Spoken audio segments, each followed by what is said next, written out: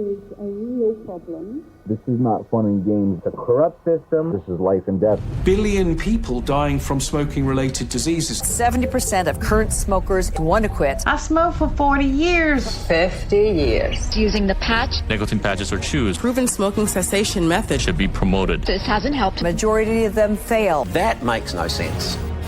E-cigarette. Un cigarrillo que utiliza electricidad. Ein Umgang mit E-Zigaretten. E-cigarettes. You've stopped. Alternative to lighting up. Stopped. We don't know if that's true or not. They've been making headlines. Don't look for an endorsement from the Lung Association, Heart Association, World Health Organization, Department of Health. Lawmakers say there are is raising the red flag. dangers involved. You need to be careful. Quit or die.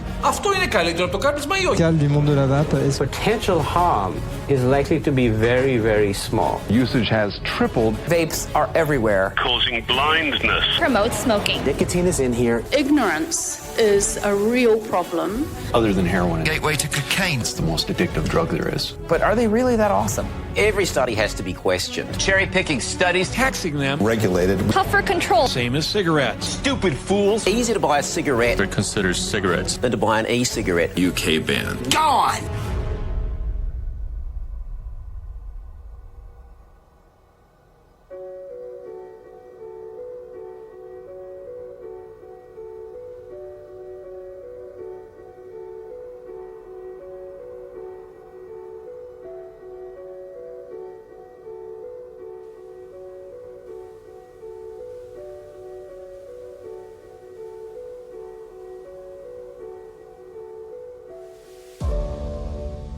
My whole life, I've been told that smoking is bad. Smoking will kill you. Smokers are stupid. I pretty much thought that smoking was a thing of the past, part of history. I was wrong. I was shocked when I found out that 1 billion people are projected to die early from smoking this century. I was even more surprised when I found out that many people were using new ways to quit, but that those ways were being banned in more and more countries. On our journey to find the truth, we traveled around the world. We discovered a common mentality. People that choose to smoke deserve to die. Despite research showing modern cigarettes to be deadly, the number of smokers around the world continues to rise. Millions are dying early, casualties of a war they don't understand. Shoddy studies, fear of the unknown, and passionate enthusiasm are the weapons of choice. Battle lines were drawn. A culture war began. We discovered widespread corruption. To separate the truth from the lies, the emotion from the facts, we went to the leading doctors and scientists. In the end, our journey became about more than just smoking or vaping. It's about freedom, corruption, and the fate of future generations. This is the battle for 1 billion lives.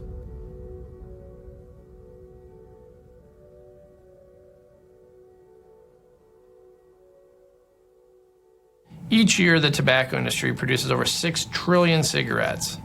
That's enough to create a chain from Earth to Mars and back every single year.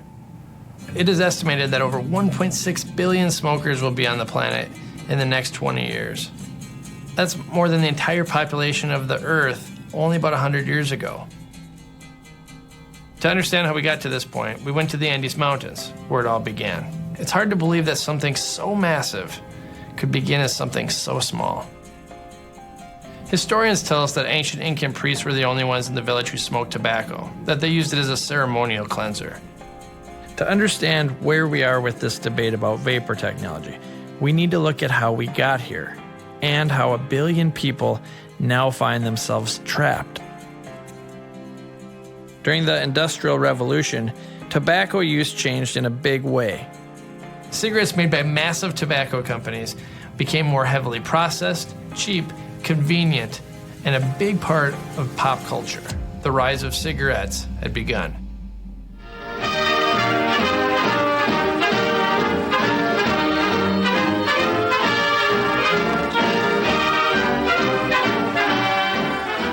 LSMFT. LSMFT. Lucky Strike means fine tobacco. Yes, in a cigarette, it's the tobacco that counts. And Lucky Strike means fine tobacco. If we think of the last century, the big breakthrough that really got us into the problem we have was actually a technology innovation in terms of the cigarette machine. That immediately allowed us to have millions and billions of cigarettes being produced. And sales took off. At the time, there was not much knowledge about the risk. There actually was already some hint of this by 1908, 1909, while it was taking off. Yale researchers were already starting to publish and advocate for people to not use tobacco because of fitness concerns and lung effects. By the 30s, the Germans had started producing data. By the 50s, the British had started producing data.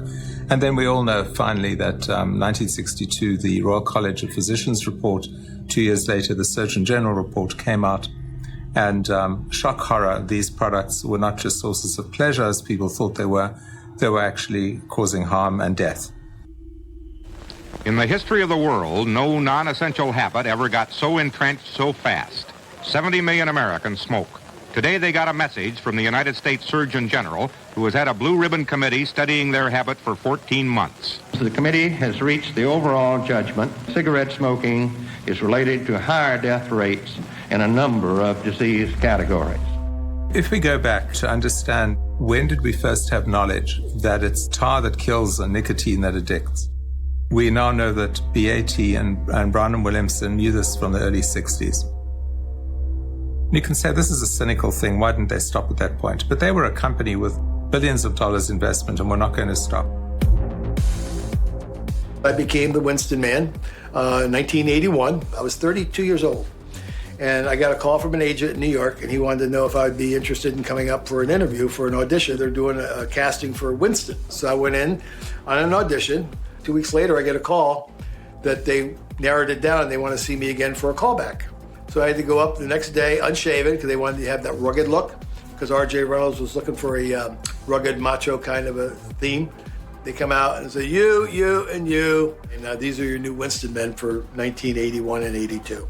Well, my jaw dropped. I was floored. I literally was floored. Never, ever, ever thinking about the outcome of what exactly I was doing and would have done over the next 8 years. And that was being 7.5 years as the Winston Man and over 42 ads showing smoking to be, associated with healthy activity. Because that's all tobacco marketing is. Yeah, me and my Winstons. Me and my Winstons. We got a real good thing. After practicing as a physician, I then went into organized medicine and headed up the organization which is like the mothership of doctors, the World Medical Association. And at that time, we were very, very strongly against tobacco, strongly against the tobacco industry, who we knew had lied about the mortality and morbidity linked to their product. And we knew that we were up against a huge marketing machine. The Flintstones has been brought to you by Winston, America's best-selling, best-tasting filter cigarette. Winston tastes good like a cigarette should. Did our first shoots up in Mount Evans, Colorado, which was pretty educational for me because do you know what happens to a 3-pack-a-day smoker at 12,000 feet on top of a mountain? It ain't pretty, especially when you're on oxygen and you're not able to smoke when you're on oxygen because you'll blow up. And I was there for a good 5-6 days with the crew. They were trying to capture the story of what our theme was, which was search and rescue, storm searcher. We would fly in with the helicopter, okay? We'd be out looking for whatever we're looking for, rappelling off the side of the mountain, which is what they paid me to do. And then at the end of the day, it was light up time. Sitting on the top of the rock, lighting a cigarette with your buddy, passing the cigarette to your buddy. So the theme was, let's tell a story about how macho these guys are, how they're saving lives, search and rescue, and then at the end of the day, the camaraderie is so special that they have to have a cigarette together to celebrate their successes for that day. That was the most machismo that they could come up with, which was now going to compete with the #1 brand of selling cigarettes, which was Marlboro at the time. Winston at that time was only #4. 50 head of cattle heading for home. Come to where the flavor is. Come to Marlboro country. Within 2 years, Winston became the #2 selling brand right behind Marlboro. How'd that happen? Marketing. Spend more money. Let's keep associating this deadly product with something that kids want. Gee, we ought to do something, Fred. Okay? How's about taking a nap? Hey, I got a better idea. Let's take a Winston break. That's it! My job was deliberately to seek out the vulnerable 13, 14, 15, 16, or 17-year-old and entice them into thinking that this is what they too could be like. That's all I did. 26 days a year I had to work for R.J. Reynolds, and they paid me over $100,000 a year. Not to mention being on billboards, magazines, Penthouse, Playboy, Popular Mechanics, anything that would be a male magazine considered, that's where my ads were. Because we weren't trying to entice the girls to smoke Winston, because they had their own. They had Virginia Slims and Eve and Satins and Capris, and I was ballsy enough to ask a question of the R.J. Reynolds tobacco executive, how come you guys from R.J. Reynolds don't smoke? He said, we don't smoke the shit, we just sell it. We reserve the right to smoke for the young, the poor, the black, and the stupid. And billions of dollars were there to fund it. They're spending more money marketing, okay, than a lot of people were spending to prevent it.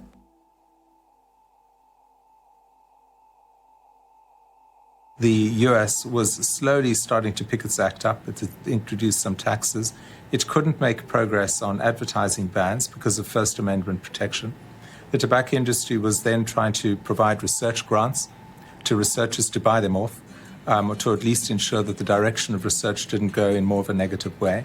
And that's when we had the era of the large tobacco-financed research groups around the world.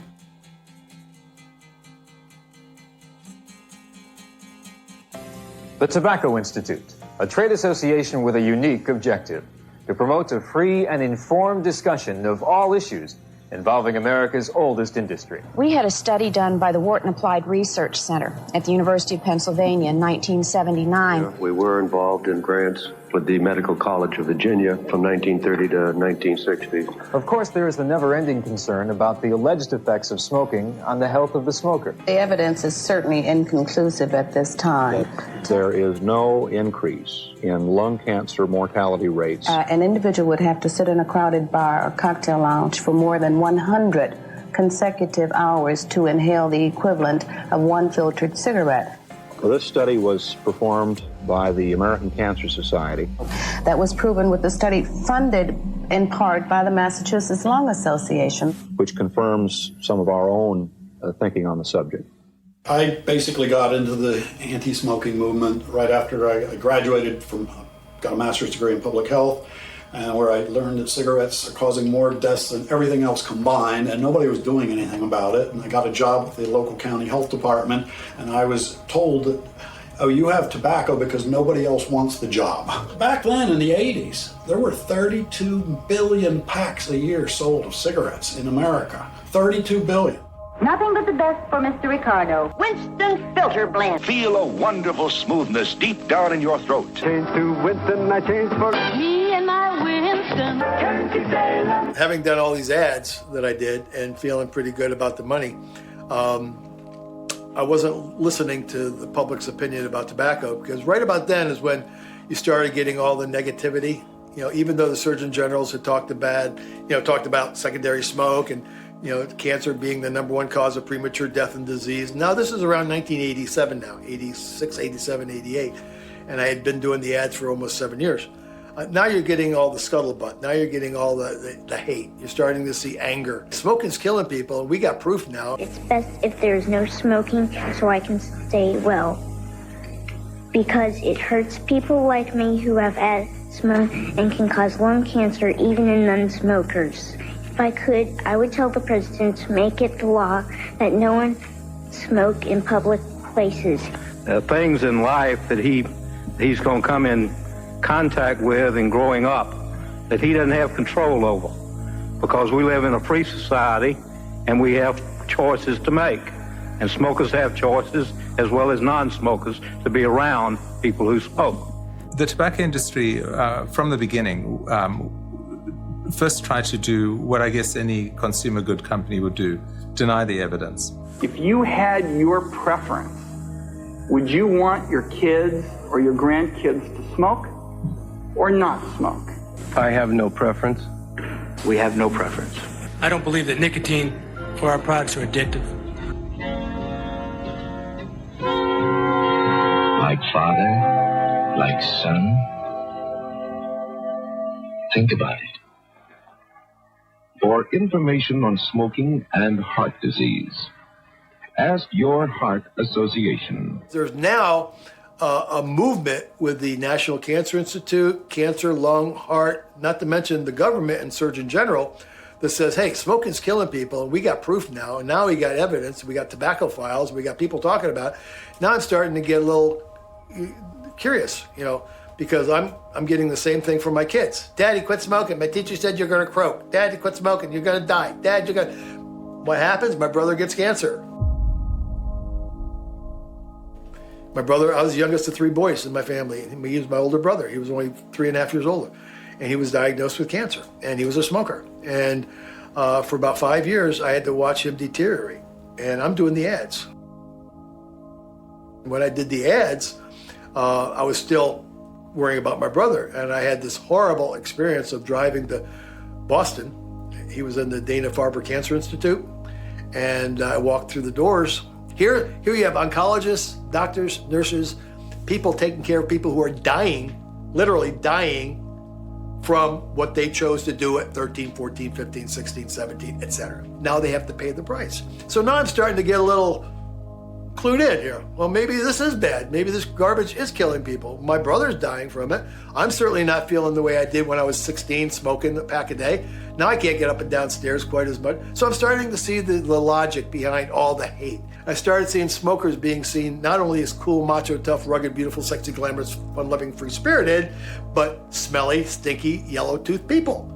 Now you're starting to see the segue from 60% of the American people smoking or chewing or dipping or spitting, and now you're starting to see the swing.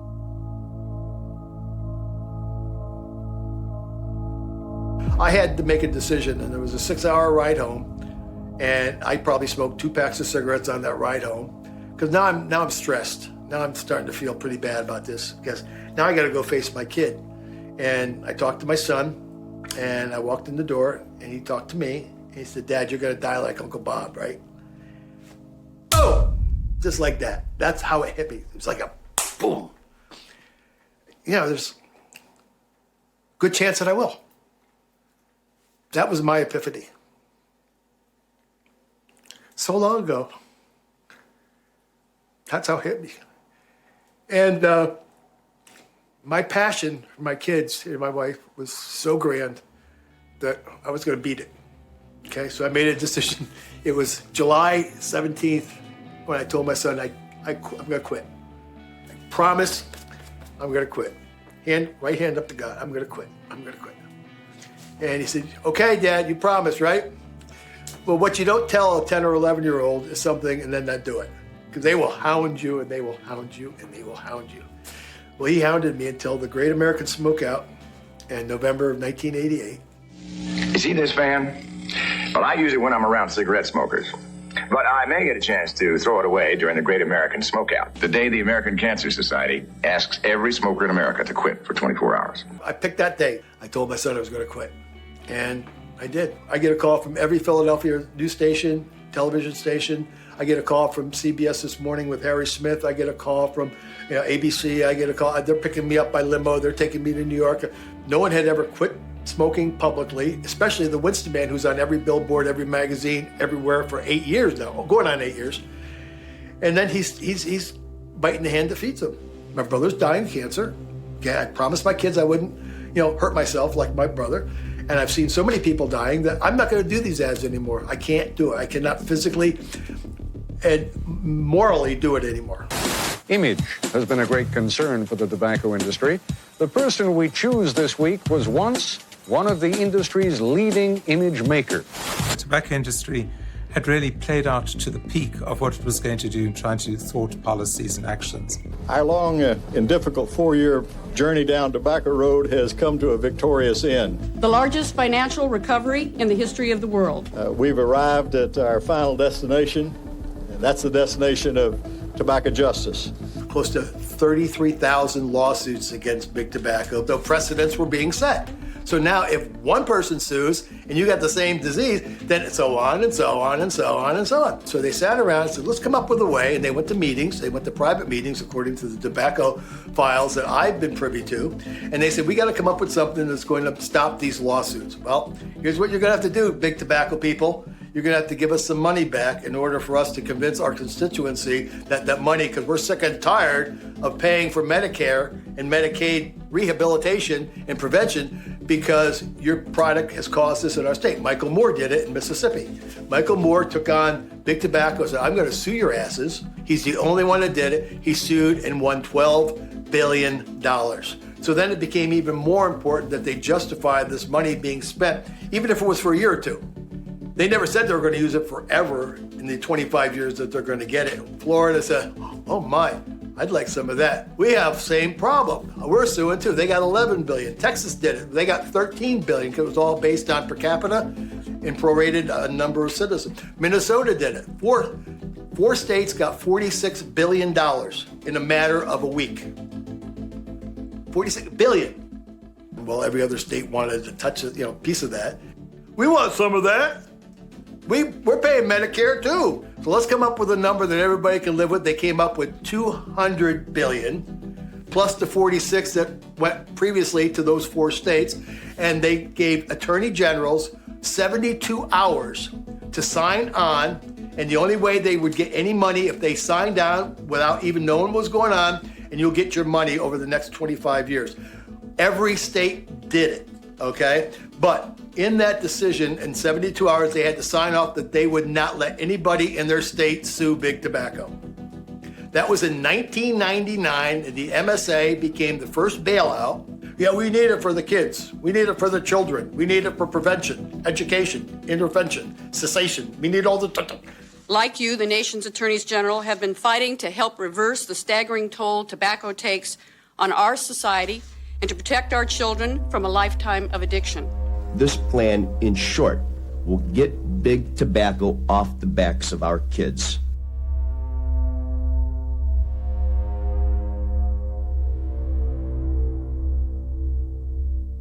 They got the money, they signed on, and then within 2 years, that money's gone. They either put it in bonds where they can't pay it back. They used it for road repair, waterfront restoration. They used it for, health departments, new computers, new labs. These states are not using the money that they said they needed. And the tobacco companies are now giving all this money to the states. And then nobody knew that within 48 hours after they gave up $246 billion, they raised the price of cigarettes 48 cents across the board to make up the 246. Nobody cares about it. Nobody wants to talk about it because it's not scandalous enough. The tobacco industry has conceded defeat, and we have a settlement of historic proportions.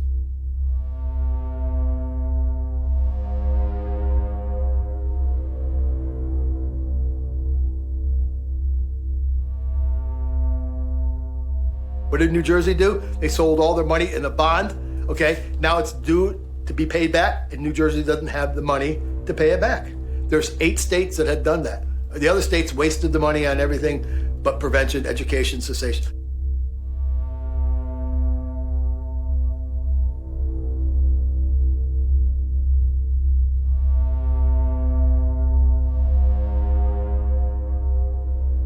So there's more corruption, there's more government intervention, for keeping tobacco alive and keeping the big tobacco monopolies, raising $500 billion a year. $500 billion, if not more. That's what they admit to.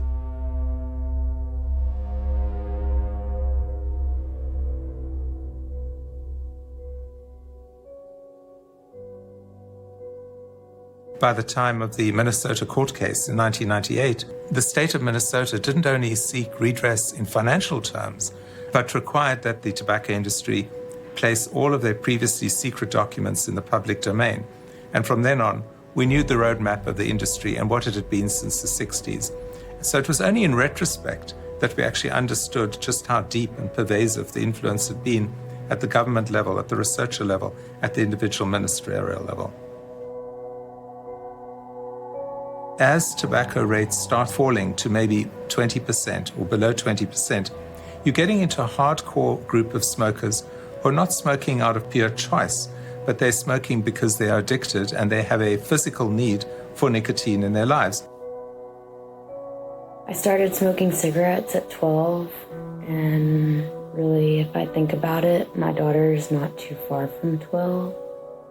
And thinking of her smoking a cigarette is really just sickening. The first time I ever smoked a cigarette, a few of my friends had come over to spend the night, and one of the older ones had brought a pack of cigarettes from her dad's carton. We proceeded to go to the treehouse across the street, and we smoked the entire pack of cigarettes. I remember it made me sick, it made me dizzy, but more importantly, I remember from that moment forward wanting to smoke cigarettes. So at 12, you can't really go out and buy a pack of smokes. So I would basically do what I could. I would take the burning cigarettes from the ashtray when my mother wasn't looking, or take cigarettes out of her pack, or even worse, I would take the butts out of the ashtray, which is really disgusting. It was not easy. I probably quit 7, 8, 9 times, and then I'd come back hating myself. My son looked at me and he looked so disappointed. He knew I was smoking. He knew that I had just failed miserably. But when the mindset says, I need to quit, I want to quit, I have to quit, I'm going to quit, and then you try and you fail, you try and you fail, you try and you fail, you try and you fail. After a while, you say, screw it, I'm done. I'll go to my grave smoking. And those are the people that are facing almost all the risks. Those are the people that are going to account for 99% of the lung cancers, chronic obstructive pulmonary diseases, and heart diseases caused by smoking. We always need a disruption to actually shift the market and the market forces. And I believe that Hon Lik's work as the inventor of an e-cigarette really represents this disruptive change.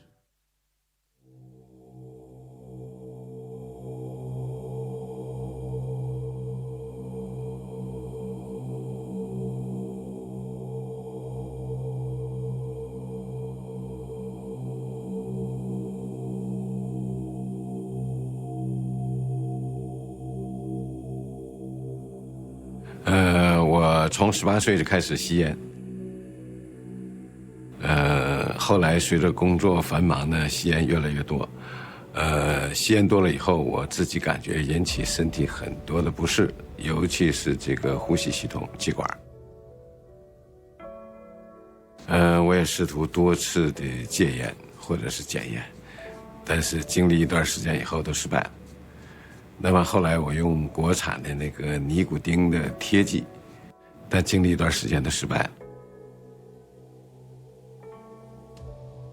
我在研究所呢，实际上工作了12年多，在研究所呢都是一些创新的项目，所以呢，凭借着我这个大学的药学专业的知识，还有我平时呢对电子学的这个爱好，那么我就有信心呢，能设计出了一款达到这样的一个使用目标的这个电子烟。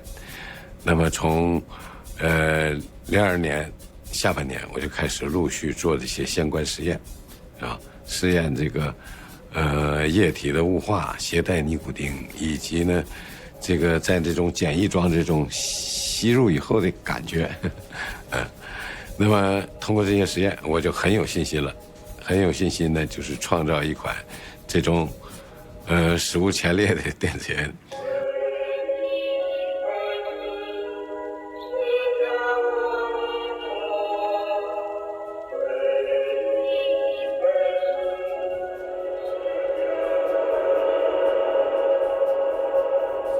Just a brilliant moment in time in which lots of things came together and Hon Lik took it and actually made it a reality. 所以说我当得到了尼古丁雾化的吸入的这样的一个设想的时候，那当然是很兴奋的，因为我立刻意识到，我能够制造出来这种电子烟，而且我获得了一个重大发明的机会。尤其呢，在全世界众多的这么大数量的烟民 Honlik came up with this brilliant invention, and that's the mark of a true innovator, okay? It's somebody that paradigmically can shift things into a whole new way of doing things. 我知道我这样做的社会意义，如果能为此，使呢广大烟民这个健康状况有所提升，那么我觉得我为社会做了一个巨大的好事。It was in 2005. Originally, I wasn't that excited when I saw just the manual, reading about it because I'm not a smoker. When I actually saw the product with the vapor coming out, I knew there was something there. So then we worked on it for like about a year. And so I officially formed Cetera in September of 2006, and then we launched it. Really, our big breakthrough was the CES show in January of 2008. Jake Ludington here at CES, and I'm mostly interested in gadgets and things, but this caught my eye. This guy is here, and he is not smoking next to me because there is no smoking on the show floor, but he's not smoking. What exactly is Enjoy? Enjoy is an electronic cigarette, and the way that we do this is we take a battery. From the battery, we have a patented vaporization system. So what you're seeing coming from the device is not smoke, it's vapor. Became the hit of the show and got written up in a bunch of magazines and even online.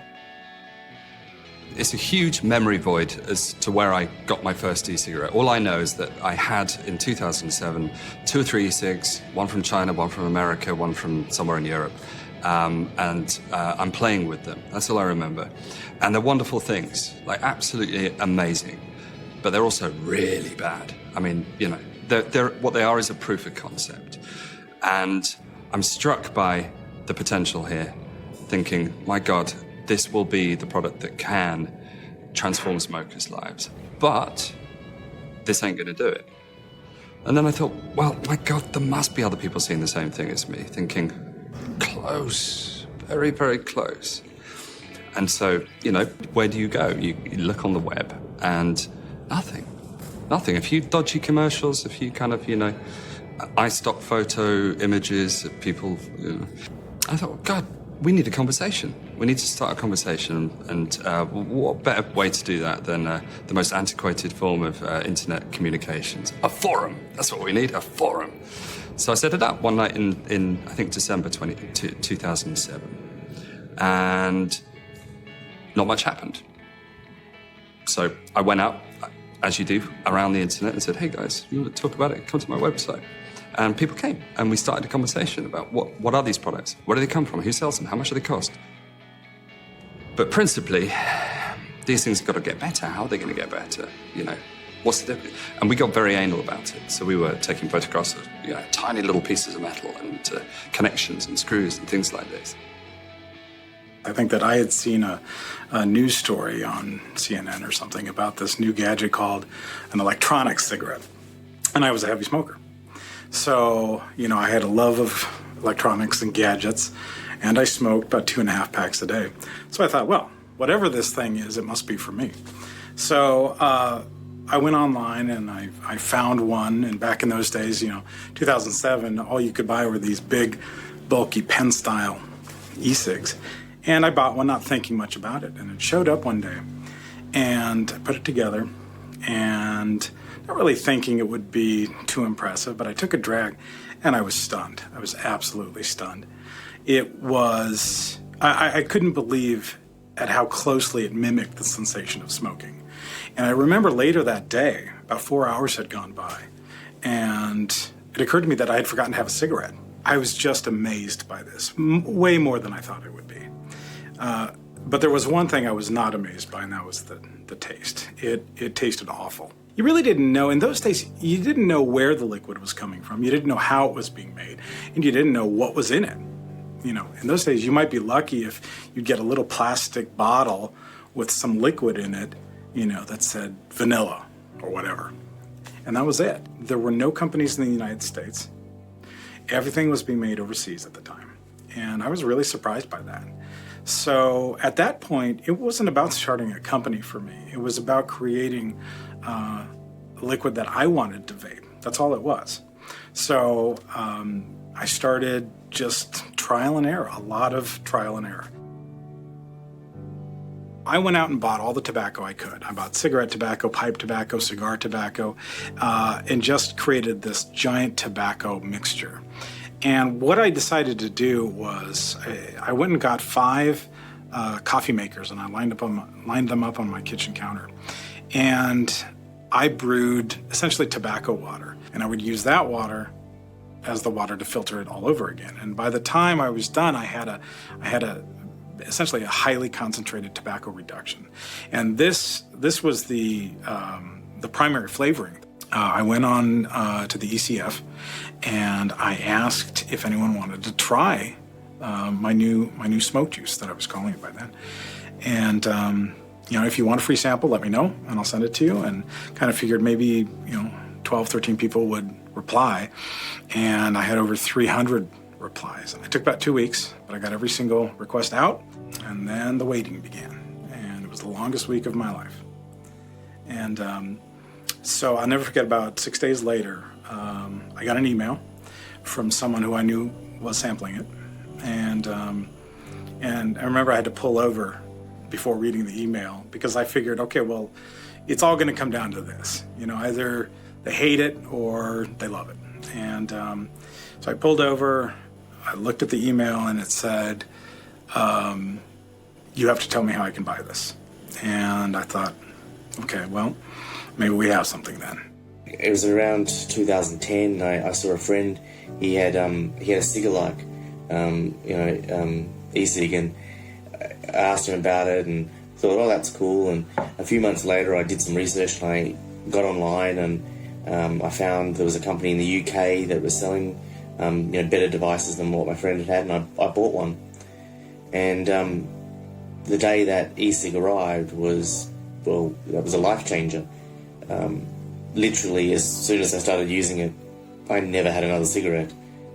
I lost it one night. I was out with friends, and in the morning I couldn't find it, and it was gone.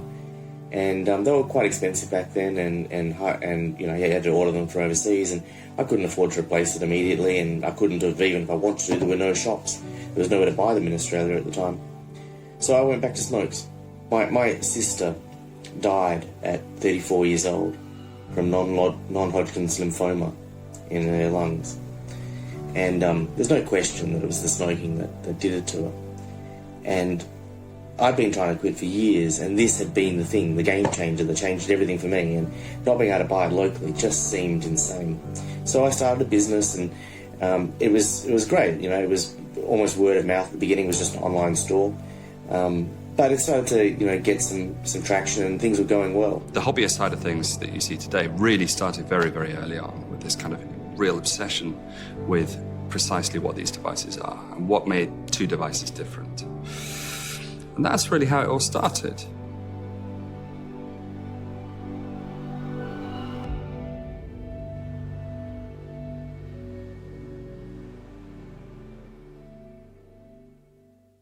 As we've seen in so many other areas of technology, suddenly the cozy way in which public policy has driven tobacco was challenged by something new.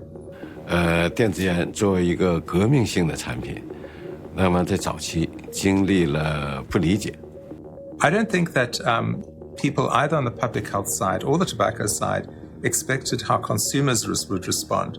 Because it seems that the formulation of the early e-cigarettes met a need of a smoker to have what they really, many of them wanted, 70-80% want, to get nicotine's pleasures without getting the damaging effects. Have we got a solution for you? The all-exclusive Smoking Everywhere electronic cigarette. Are you ready for a change? In 2009 and 2010, U.S. Customs agents seized almost 1,000 shipments of e-cigarettes at U.S. ports.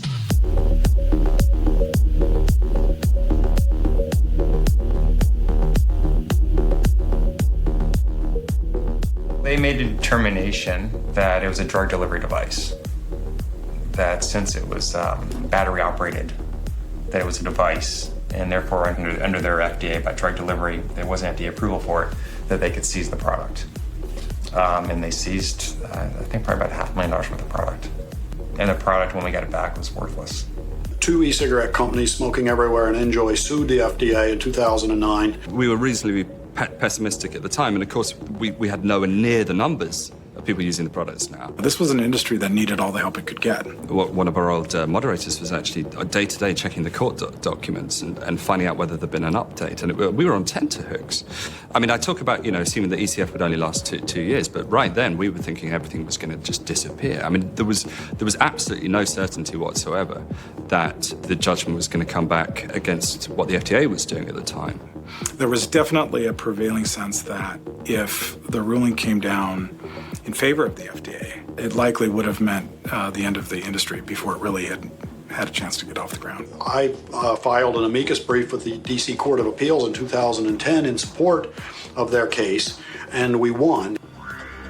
The U.S. District Court for the District of Columbia has issued a decision granting leading global electronic cigarette brand NJOY's motion for preliminary injunction seeking to prevent the FDA from detaining or refusing admission into the U.S. of its electronic cigarette products.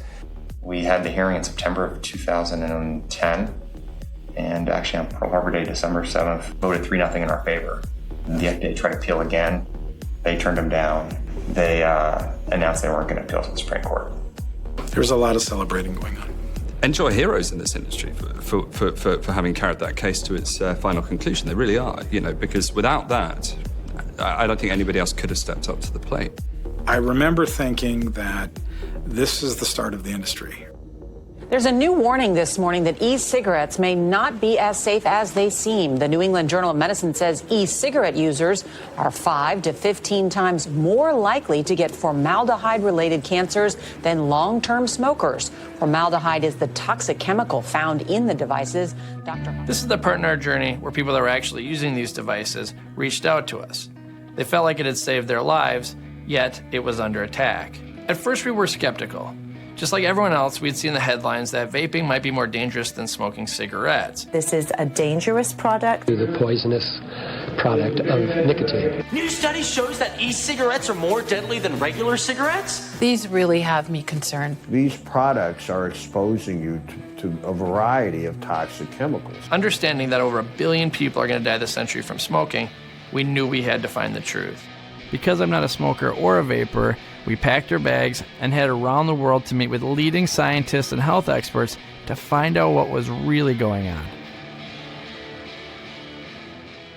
I think the first thing the world needs to know about vaping is that all of the harm and the billion lives that we're talking about in tobacco use comes from smoking, comes from setting fire to it and inhaling the smoke. So it's the toxic particles, the toxic gases, that's what's doing the damage. The real problem is if you set tobacco alight and you inhale it, it's bad for you. If you put a piece of beef in the oven and you overcook it and you eat it, it's bad for you. Anything you set alight and inhale or ingest is bad for you. Deal with the smoke, you solve the problem. We know how to deal with the smoke. So I think people working on this every morning, just like Clinton, when he first ran for president, had that sign saying, "It's the economy, stupid," to remind him every day what to concentrate on. It's really simple. It's the smoke, stupid. A normal cigarette has at least 4,000 toxicants, including it has nicotine as well. And if a consumer would take all of that on board, 1 out of 2 of those consumers will develop disease and die an early death. Solid evidence to back that up. If somebody would have said, Bill, can you think of a parameters of a product to replace cigarettes? Theoretically, I'd have said, well, it would be 99% less hazardous than cigarettes. It wouldn't be addicting non-smokers. It wouldn't encourage anybody to switch to cigarettes. And it would help lots of people quit smoking. That's the ideal solution to the cigarette epidemic in this world. It's called vaping. It's not smoking. There's no tobacco, nothing is lit on fire. Vaping uses a battery, which powers an atomizer, which vaporizes a liquid, which may or may not have nicotine in it, has a flavoring, and is made with an FDA-approved food-grade liquid base. Well, I first became interested when some of the most hardened smokers that I saw as a general practitioner started giving up with the use of these, and that really sort of sparked my fascination with this whole idea of turning the idea of quitting on its head, instead of being about denial and withdrawal, but being about something exciting and something better than smoking. It's going to be one of the biggest contributions to public health this century. It's a really transformative technology. I mean, just think back 100 or plus years when the cigarette was first invented. That was transformative. Did away with all other kinds of tobacco products. E-cigarettes are going to be equally transformative. It can save 1 billion lives.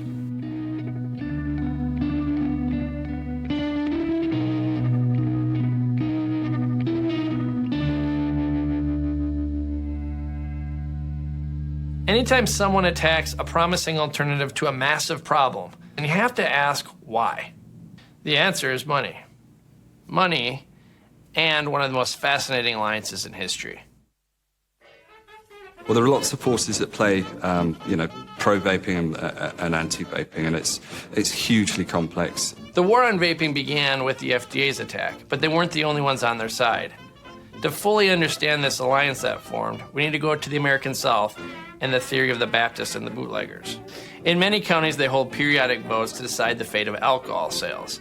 An unholy alliance forms between the preachers who don't want alcohol being used in their communities and the bootleggers who are willing to sell alcohol when and where it's not legal. They're happy to help the preachers restrict alcohol sales because that kills their competition. It's a classic example of the enemy of my enemy is my friend. At the end of the day, they both drive around town with the same bumper stickers. Unfortunately, counties that vote to restrict alcohol sales have higher rates of drunk driving fatalities. We see the same two sides in the vaping wars. You have the bootleggers who are opposed to vaping for business reasons, and you have the preachers who are opposed to vaping on moralistic grounds. Well, let's talk about the bootlegger side. Remember Big Tobacco? They don't like competition for their $1 trillion business. Analysts say electronic or e-cigarettes will become a $2 billion industry worldwide by the end of the year, with some predicting sales will outpace conventional cigarettes within 5 to 10 years. Cigarette companies realize that e-cigarettes are now a threat to the old business. And are they? Huge threat. It's one of the very rare cases where you have such a controversy about a product, and to the point that people don't understand that it is the main competitor of tobacco cigarettes today. The e-cigarette is the main competitor of tobacco cigarettes.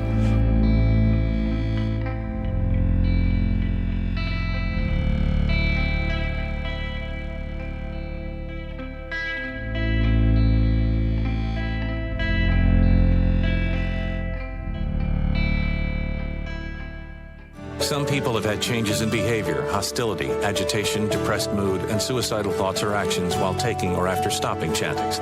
Some people can have allergic or serious skin reactions to Chantix, some of which can be life-threatening. Patients also reported trouble sleeping and vivid, unusual, or strange dreams. Talk to your doctor to find out if prescription Chantix is right for you.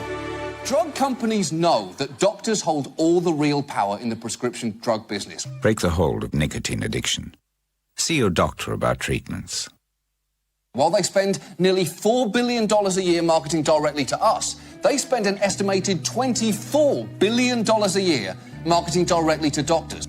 Big pharmaceutical companies, also lovingly known as Big Pharma, want to protect their $6 billion nicotine replacement therapy business. Not only are they trying to ban all the competitors, the smoke-free alternatives, but they are trying to promote gums, patches, lozenges, and FDA-approved drugs as the only effective way to quit smoking. I'm not a big fan of Nicotrol, Nicoban, Habitrol, the inhalers, which contain the exact same thing that vaping devices have, the propylene glycol. The only thing it doesn't have is the flavors. Nicotine replacement therapy, which is not an attractive product at all, and it does not deliver the success that it should. Okay, I'm gonna cook the purple one. He gets the prescription from his doctor. It's also found in the over-the-counter anti-smoking drug Zyban. But crushed, cooked, and injected, it delivers a crack cocaine-like high. Each hit leaves a scar, skin abscesses, collapsed veins, and clogged arteries. Injuries attributed to injecting Wellbutrin and Zyban. It's killed 6 people in Ontario. People go out and get a prescription for Chantix. No, that was fast-tracked through the FDA. Has a black box warning on it. Could cause you to have suicidal thoughts. Could cause you to commit suicide. But that's fine. Let's just keep selling that crap, you know? If you look at the United Kingdom and the solid evidence which is being built up by Robert West, it shows without any doubt that e-cigarettes have already supplanted nicotine replacement therapy, medicine, as the preferred way for smokers to quit or to substitute their smoking. So if you're a pharmaceutical company who's starting to see your share of the market on nicotine replacement therapy slide relative to these up-and-coming e-cig people, what are you going to do? You're going to sit on your bum and do nothing?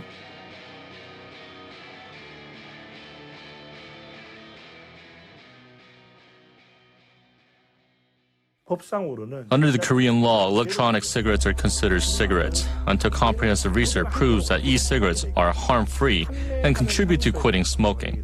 Nicotine patches or chews that are scientifically proven to be safe should be promoted. It made sense to find big tobacco and big pharma in the bootlegger camp because they sell things. But it was confusing to us when we found national governments were right there with them. Governments worldwide are the biggest shareholders in the revenue of cigarettes. Using the United States as an example, in 2010, the year that the FDA went after vaping, the federal government collected $15.5 billion in tobacco taxes. Just 3 years later, after vaping began to take off, tobacco taxes were down to $14 billion. That's a difference of $1.5 billion. The e-cigarette industry should be put out of business. The government's getting billions and billions and billions of tax revenue. But it's not just the taxes. Some countries actually own their own tobacco companies. The Chinese National Tobacco Corporation is the main supplier of cigarettes. It's 100% owned by the Chinese government. So in effect, the Chinese government is the world's largest tobacco company. Japan Tobacco owns the Camel brand. Besides those two, there are 14 other countries that own large tobacco companies.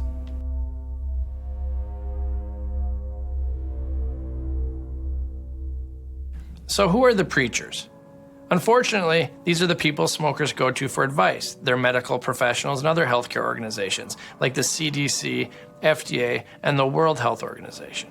The fundamental truth, I think, is that the battle in the end became very personalized. It became public health versus the tobacco industry. You know, tobacco control has had decades of doing the same things, just, you know, screwing down the controls a bit harder, increasing the taxes a bit more, doing plain packaging, none of which I disagree with. But when something comes totally out of left field, I don't think they know how to deal with it. The groups that were kind of in charge of that around the world felt that really they were in the final leg. The final push would just end this story forever. And now we cannot allow e-cigarettes to snuff out the progress we've made preventing nicotine addiction and its deadly consequences. It's shocking to hear it. I almost, flinch when I hear, colleagues saying things about e-cigarettes that they know or they should know are completely wrong, or exaggerated, or scaremongering. There's too much of that going on. We don't know enough research in terms of the long-term risks. The jury's out on this one. They might or might not be able to help you quit, but there are definite harms that they can cause. We don't yet know about vaping. It's the same as antifreeze. We used to have very dangerous products, and the makers of those used to lie about those.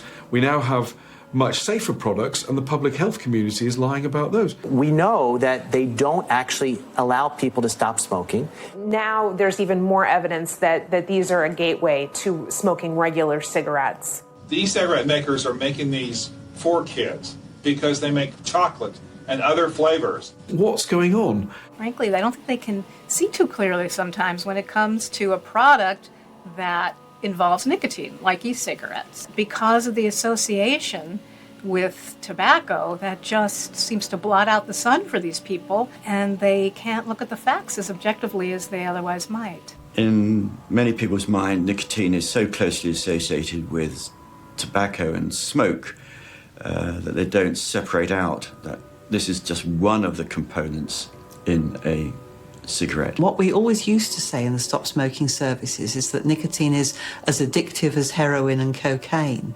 But actually, we're finding more now that once you take it out of the cigarette, which we know has got other chemicals in to enhance the action of nicotine, it doesn't seem to be so addictive. You never see anyone sniffing pure nicotine. You never see anyone injecting pure nicotine.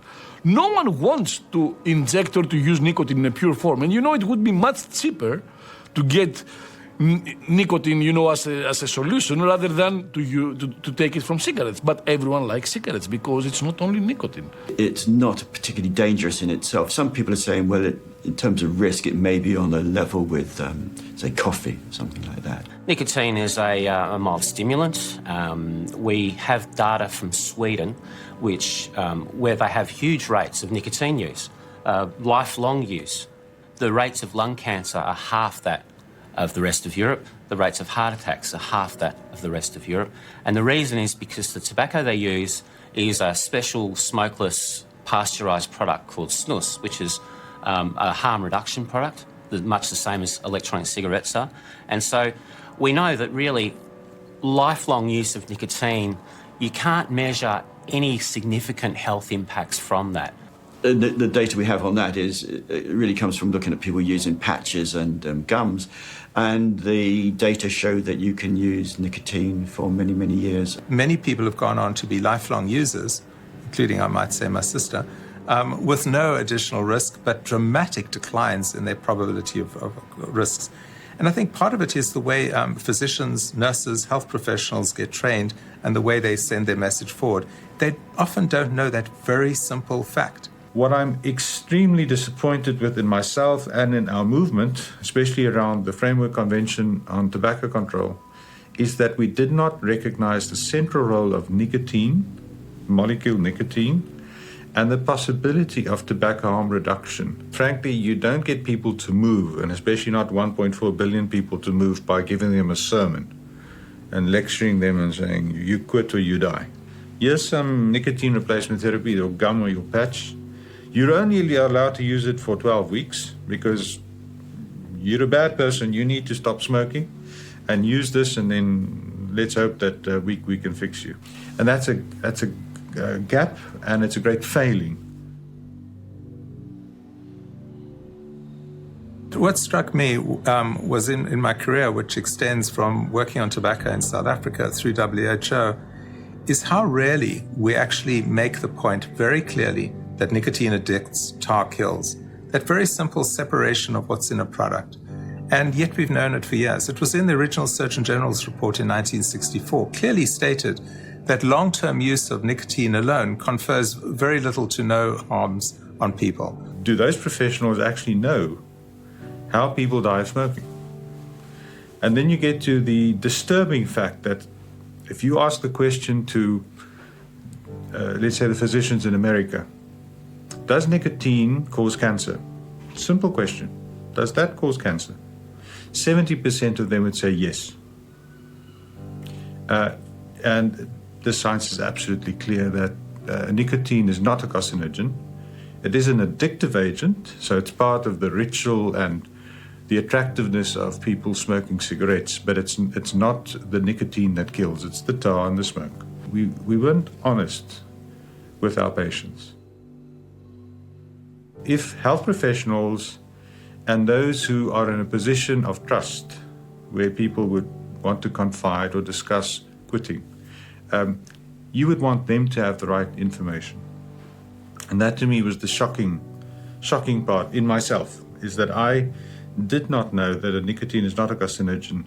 So where I would have been in a position to help my patients or family members who smoked with less harmful products, so that if they couldn't stop or quit smoking, to at least switch to something less harmful. And unfortunately, the health professionals, and especially physicians, are normally not in a position where they get feedback when they are wrong. Very honest to say that I personally got it wrong.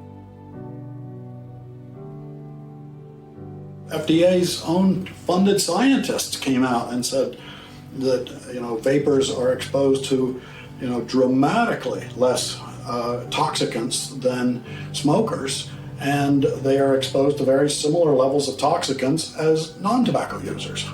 Unfortunately, the FDA officials, when they talk to the news media, don't say that. The dilemma is you can't get 1.4 billion people. It's the size of the Catholic Church. It's the size of the Indian population.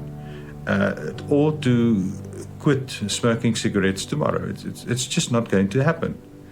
So the alternative is to provide safer, not safe, but safer alternatives.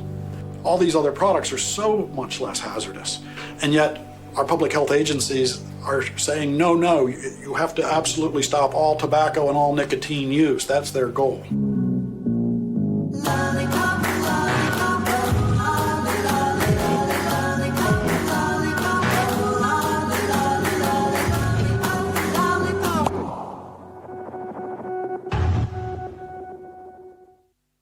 As we look at the arguments against vaping from the preachers, it seems that there's an issue of pride. Nobody likes to admit that they're wrong, especially when they're the expert.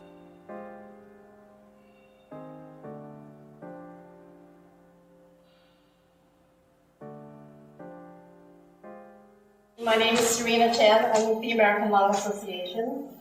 Every time we watched a public hearing about vaping, it was intriguing to see that one of the major health charities was there to attack it immediately. The anti-tobacco community is also a small economy in itself. Cancer, Heart, and Lung, for the last 20 years, their tobacco control advocacy has all been financed by pharmaceutical grants and contracts. I found out that cancer is a $150 billion industry. American Cancer Society, the most profitable nonprofit organization out there. Every advertisement on television you saw for gums, patches, and lozenges, for the Nicoderm, Nicorette, and Commit lozenge, it said sponsored by the American Cancer Society and had the American Cancer Society logo on it. And every state has a chapter, every county has a chapter, and every city has a chapter. 17 to 18% of that money goes to research. The rest goes to the multi-million-dollar salaries of all of the CEOs, CFOs, COOs, CDOs, CLOs. Everybody's got, and so on and so on and so on. I just know that people keep donating year after year after year after year, and we have more walks and more relays and more ribbons because people haven't done what the problem needed to be done, and that is stop the source of the problem. You go to a river, you see a baby floating down, a dead baby floating down, you pull the dead baby out, pull the dead baby out. Another baby comes out, pull the dead baby. All we're doing is reaction. Pull the dead. Look, go to the beginning of the mouth of the river and see who's throwing the babies in.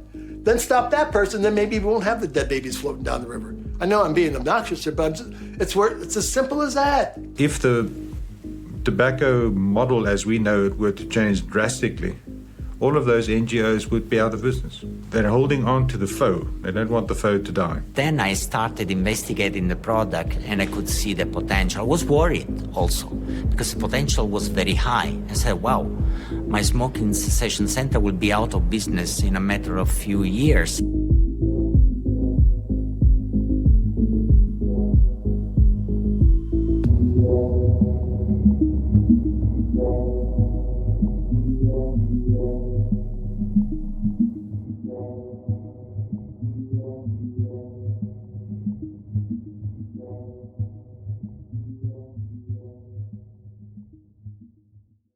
So we have the bootleggers with their billions of dollars, and we have the preachers with their loud voices and trusted brands.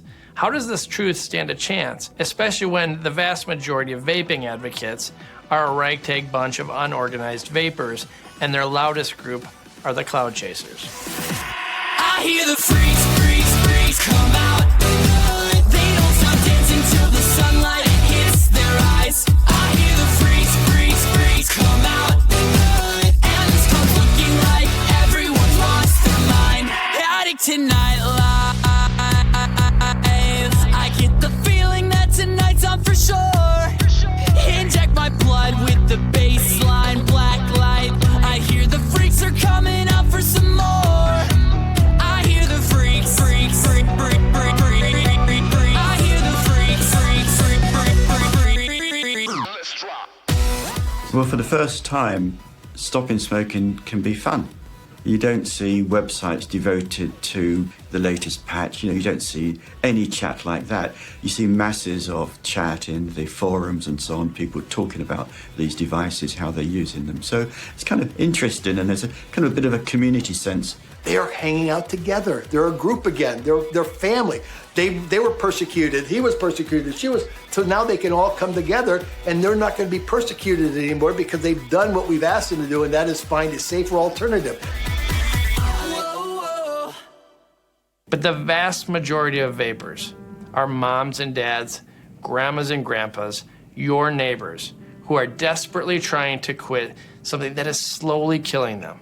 I'm from the UK. I'm a dad, an IT engineer, a vapor, an archer, a cook, a husband. Used to be a chemist, and used to be a smoker. I tried NRT, and I tried cold turkey, and I tried all sorts of things to try and give up smoking because I knew it was making me ill.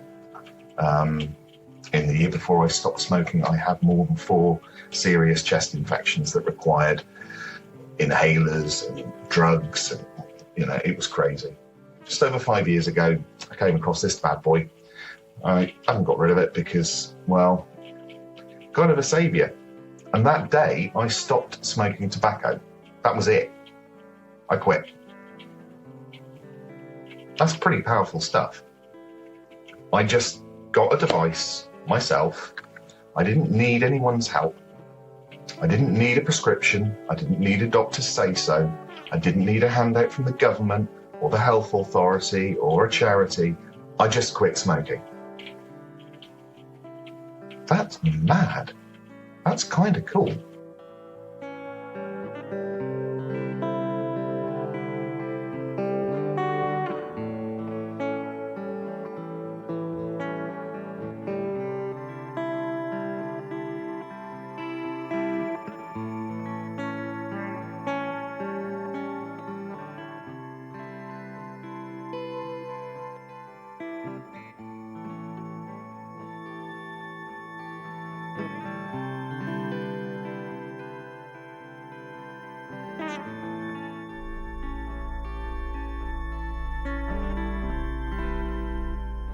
In the meantime, the people who have the power to help them quit smoking find themselves in a conflict of interest.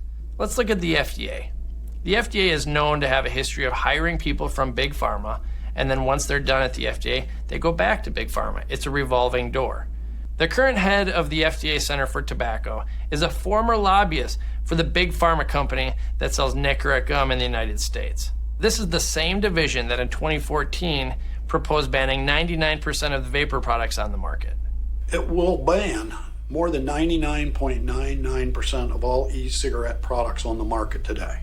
Over in California, State Senator Leno is accepting large campaign contributions from Big Pharma, while at the same time proposing regulations and taxes on vapor products. We are at risk of losing 25 years' effort and a $2 billion investment in keeping a next generation from becoming addicted to the killing drug of nicotine. We have information from not only the California Department of Public Health, which has declared these devices to be dangerous and unsafe, and they are currently in the midst of an educational campaign.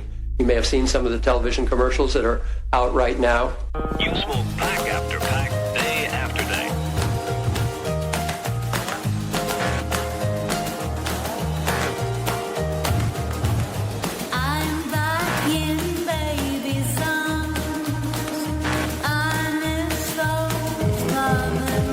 Your taste stays fresh.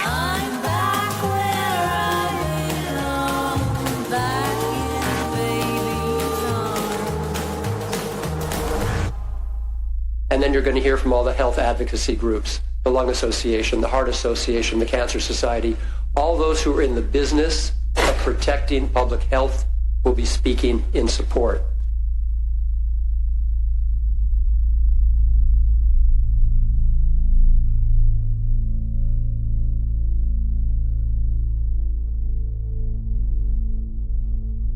The American Cancer Society took endorsement money for nicotine patches and gum, and then released official statements warning against vaping.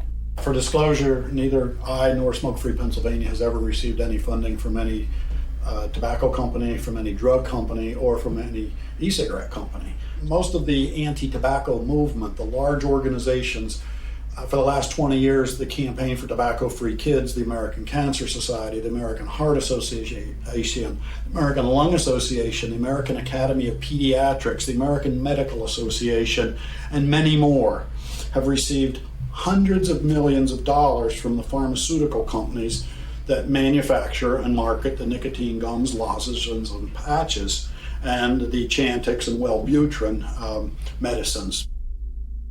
For the last 10 years, these organizations have been lobbying to ban all smoke-free alternatives, and we know, they started with smokeless tobacco, with snus, with dissolvables, with lozenges, the tobacco lozenges that came out, and then when e-cigarettes came out, the first thing they did was urge the FDA to ban them in 2009, and the FDA did. When you have this kind of a triage, okay, and then you have these other people now feeding off the tentacles, cancer, lung, heart, getting all this money from the government, getting money from the master tobacco settlement, what are they supposed to do?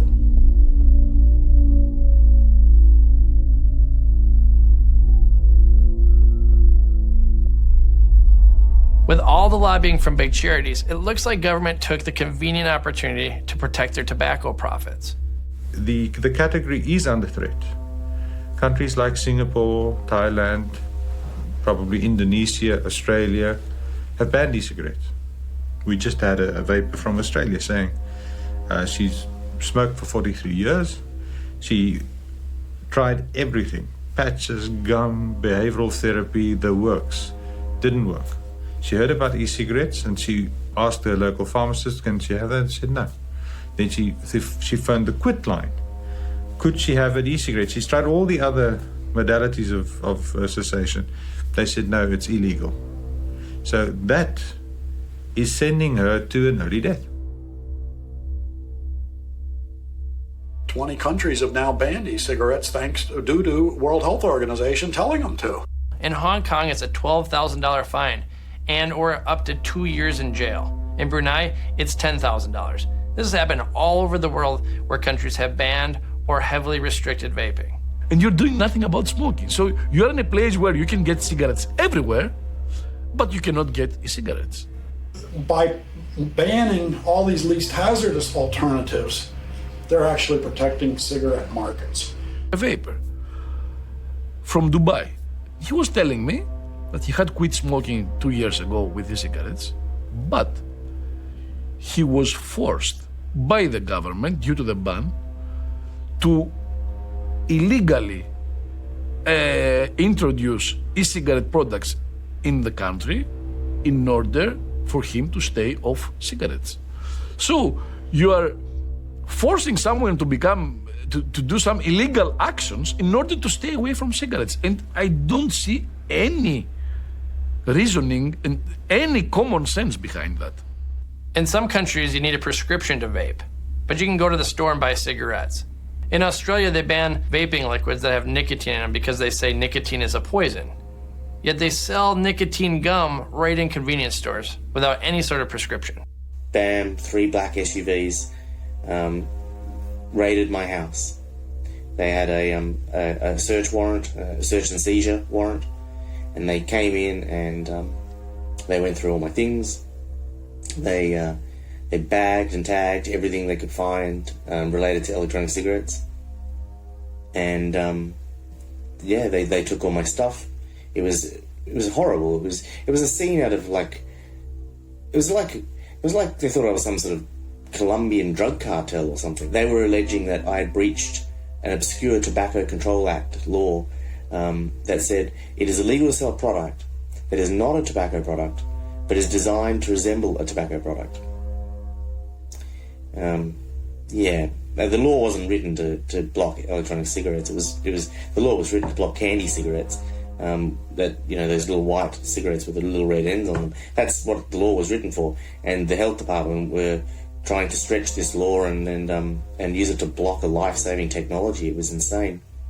But nonetheless, they took all my things and I had to shut the business down. It was horrible after all this success and seeing the difference I was making in so many people's lives to have it just shut down and taken away like that was just, it was just horrible. I felt I couldn't let this go. If I had given up at that point in time, it was over. A precedent would have been set, banning the sale of these devices.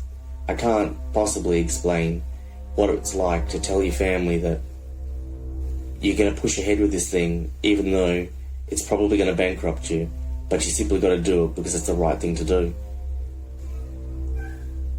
And then at the end, after you do it all, and you go through all of these sacrifices and all of this pain, and all of the fights and arguments, the court simply ignores the argument and simply finds you guilty. The lives of millions of Australians and billions of people worldwide don't appear to matter in this situation. It seems to be about money.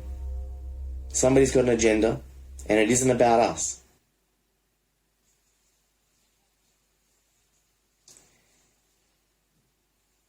Don't let the bastards win.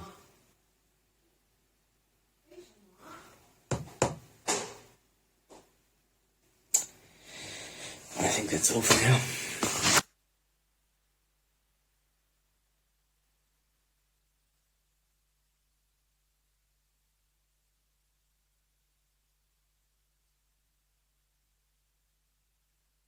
One of the biggest vaping news stories in 2015 was when Portland State University came out with a study showing that there was more formaldehyde in vapor than in cigarettes. Formaldehyde study basically was a fraud. The person who did it set the PV on the wrong setting, and it would dry puff and no vapor could use it. All the way up to 12. I'm not trying this all the way through.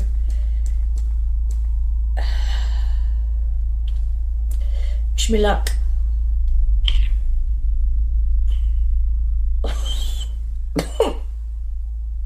Oh. It can't be done. But they made a machine inhale it, and then they assumed this machine would inhale so many hundreds of inhales every hour for the rest of their life. For 75 years they projected it out to be, and they added up all these dry puffs, of the machine dry puffing for 75 years in a row, and then said it might be more carcinogenic than cigarette smoking. But it was a fraud. A lot of these researchers, they're mostly funded by the federal government. The Food and Drug Administration and the Department of Health and Human Services through the National Institutes of Health and through the Centers for Disease Control are funding most of the people who are trying to ban e-cigarettes, and they're funding them to go out and lobby to ban e-cigarettes. Even though it's completely illegal, the CDC gave grants to the Washington State chapter of the American Lung Association, who used that money for lobbying. This is what happened. King 5 News. For so many adults, this has been a life-changing intervention. Now at 6:30, a heated hearing in Olympia as the state tries to become the first in the nation to regulate e-cigarettes like tobacco. South Bureau Chief Drew Mickelson looks at the proposal that would make Washington's vaping laws some of the toughest in the country. It's a violation of federal law to use federal funding to lobby for laws, but it's been going on. The CDC's been warned about it by the Department of Health and Human Inspectors. Inspector General did a report. They had hearings in front of the U.S. House of Representatives Energy and Commerce Committee on this. That Tom Frieden was warned that he could not, insist in his grants giving out to state health departments that they lobby for laws. He was putting it in the grants, and it's a violation of federal law.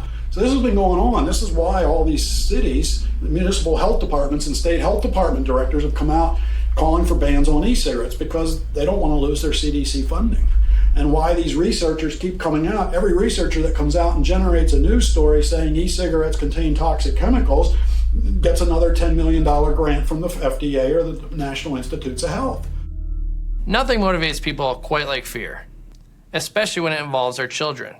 This recent report found nearly 2 million middle school and high school students have tried electronic cigarettes, or e-cigarettes. That set off some alarm bells, and this week 40 state attorneys general called on the U.S. Food and Drug Administration to regulate e-cigs just like it regulates tobacco. The Federal Health Agency's goals was hoping by year 2020 that we could get the past month smoking rate among youth down to 16%.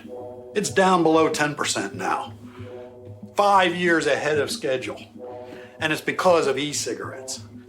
The regulatory authorities then confuse the water by saying, well, maybe it reduces harm, but maybe it doesn't. And we definitely need more research. Well, of course, we need more research on everything. Well, I mean, what do you think? Is it a question of they're bad for you, or we just still don't know? I think what we can say basically is they might or might not be able to help you quit, but there are definite harms that they can cause. And those definite harms are in different environments. So if they get kids hooked on nicotine, that's a really bad thing. Virtually all the daily users of teenagers are either smokers or people who used to smoke. And the problem is the researchers aren't disclosing a lot of this daily use data. The only 2 surveys that have ever asked people, did you vape nicotine or no nicotine? And they found 96% of all non-smokers who had ever used an e-cigarette in their life used no nicotine e-cigarettes. And you've called this deeply troubling in the past. I mean, why? Well, if you start with e-cigarettes, there's a real likelihood that you will become nicotine addicted. The so-called gateway effect is used as a reason why e-cigarettes should not be used.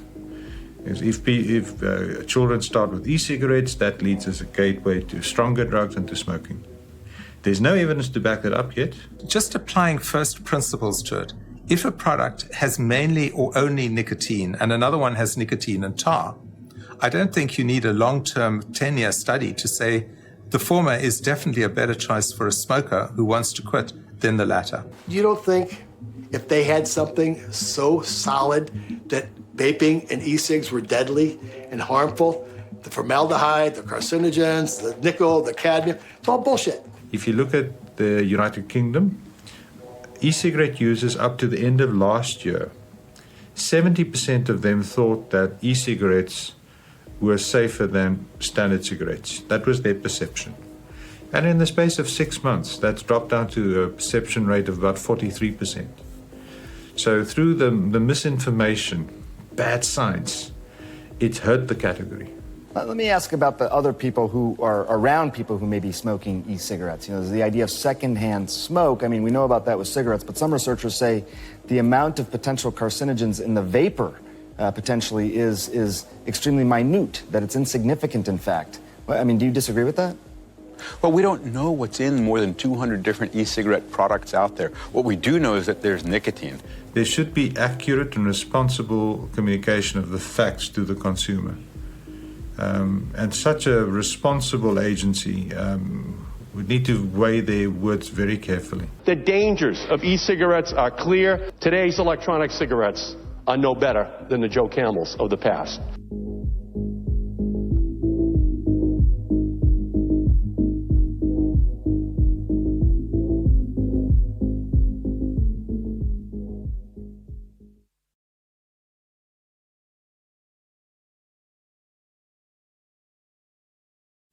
If all the smokers of cigarettes today switched to e-cigarettes tomorrow, the billion lives will definitely be significantly reduced.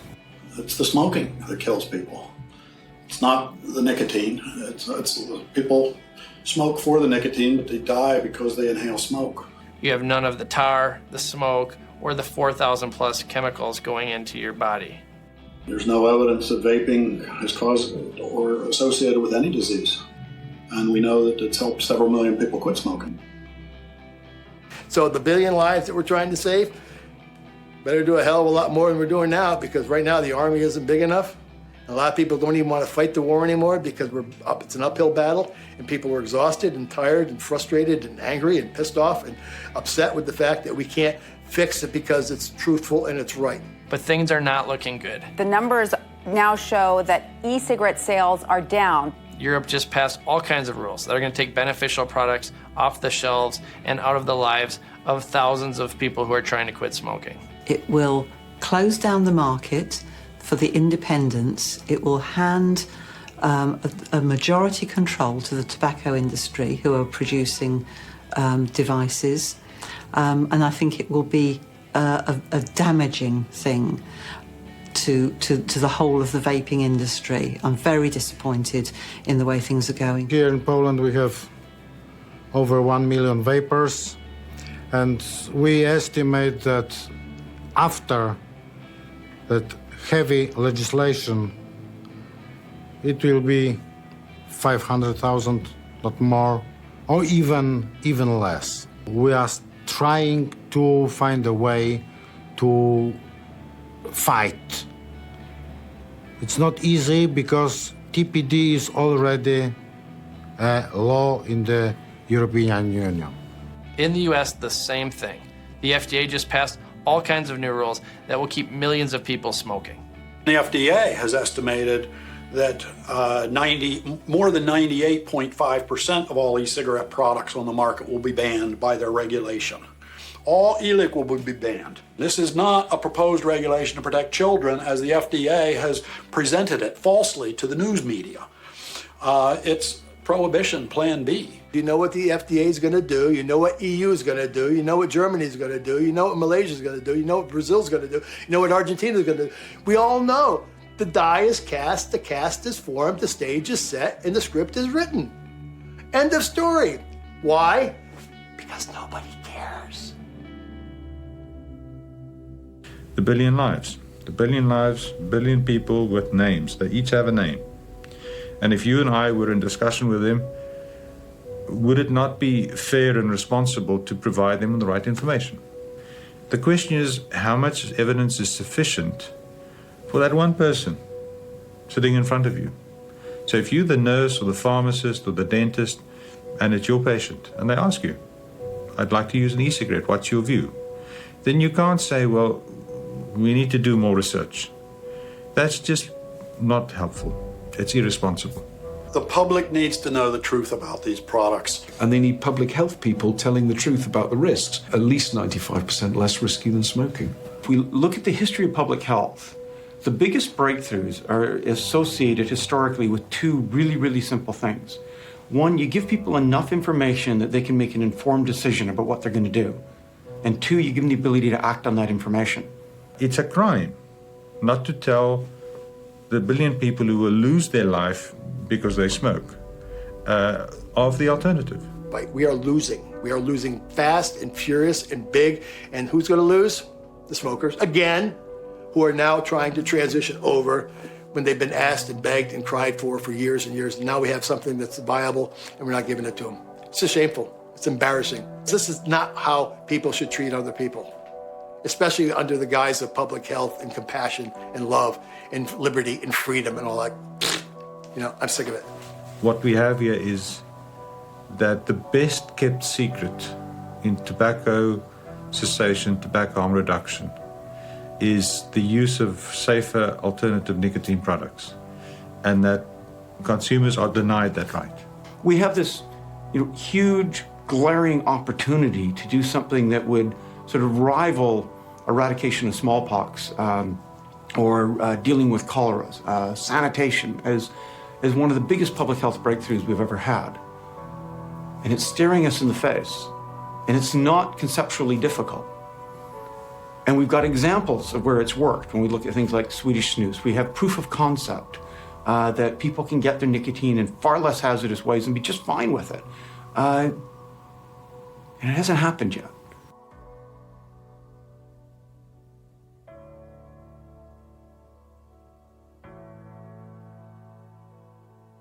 And I guess really what prompted me to want to quit was seeing my uncle dying of lung cancer. And without a shadow of a doubt, he was the most genuine and kind-hearted person I've ever known in my life. People are going to die. People are going to get sick. There are people who should have had the opportunity to grow old, to be part of their grandchildren's lives. You know, I knew firsthand the experience that I had had, how dramatic the change in my life and my health had been. I'd seen dozens of friends and family members, actually hundreds really in the end, of lives that had been directly changed by using these devices. And the health department, like that's their name, the health department, we're banning them. You can still buy cigarettes. You know, buy any tobacco product you like, but you can't buy the alternative that, you know, we know is significantly, I mean, like, you know, over 95% safer. And really, I didn't want my children to have to see me that way. I wanted to be able to be there for them more in the future and extend my life for them. And essentially that is what vaping has done. Vaping has helped me to quit smoking cigarettes. And for that, I am thankful. 1 billion lives are at stake. The status quo is winning. Smoking is strong. The battle rages on even as you watch this. Big business and government are working together all over the world to serve the few at the expense of the many. We see so many examples in our food system, our medicine, and now we see it in the push to preserve smoking and its cash flow, to condemn 1 billion people to death, billions of mourning kids, billions of broken hearts. We can choose a better approach. We can end fear-mongering.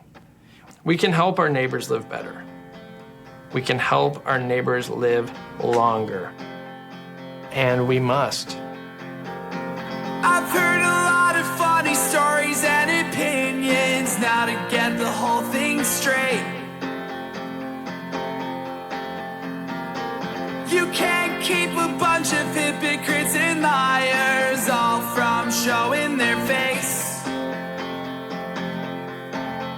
But the damage has been done. Our battle's not quite won. So let's take it to the streets and sing for the sun.